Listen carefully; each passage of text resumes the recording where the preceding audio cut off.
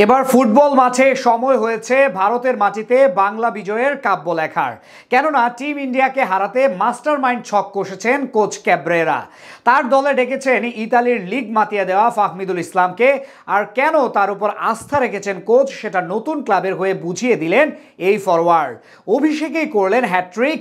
Man in ব্লুজদের বিপক্ষে মাঠে নামার আগে এই হ্যাট্রিকের আত্মবিশ্বাস কাজে আসবে বাংলাদেশের জন্য। হামজার সঙ্গে ফাহমিদুল জোট বাঁধলে ভারতকে অনায়াসে হারাতে পারবে লাল সবুজের প্রতিনিধিরা। ইতালির বুকে বাংলার ফরওয়ার্ডের হ্যাট্রিকের বিস্তারিত গল্প থাকছে রিপোর্টে। চলো বাংলাদেশ, চলো বিশ্ব জয়ে, চলো চলো বাংলাদেশ বিজয়ে টানে। হ্যাঁ, এভাবেই বিশ্বমঞ্চে বাংলাদেশের বিজয়ের কাব্য লেখা হয় ক্রিকেট মাঠে। তবে এবার ক্রিকেটের সঙ্গে লাল সবুজের বিজয়ের কাব্য লেখা হচ্ছে ফুটবলের সবুজের আঙিনাতে। লাল সবুজের সে বিজয়ের পতাকা উড়াচ্ছেন বাংলার দুই গর্বিত সন্তান হামজা দেওয়ান চৌধুরী আর ফাহমিদুল ইসলাম।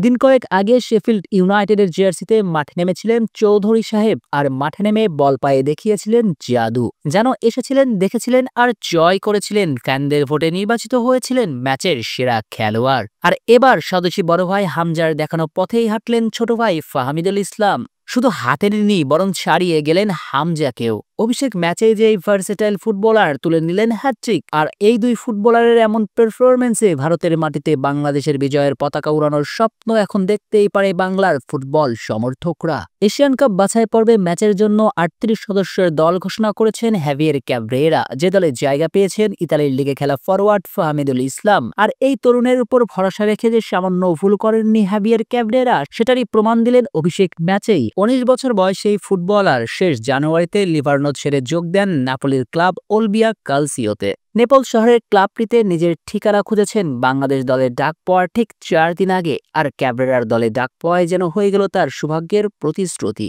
ওলবিয়া কালসিওর জার্সিতে অভিষেক ম্যাচেই করে ফেললেন হ্যাট্রিক। এদিন কালসিও মুখোমুখি হয়েছিল সাসারিওর বিপক্ষে, যে ম্যাচে ৫-৩ বড় জয় তুলে নেয় কালসিও। যে জয়ের নায়ক ফেনীর সন্তান ফাহমিদুল ইসলাম বল পায়ে জাদু দেখিয়ে তুলে নিয়েছেন হ্যাট্রিক।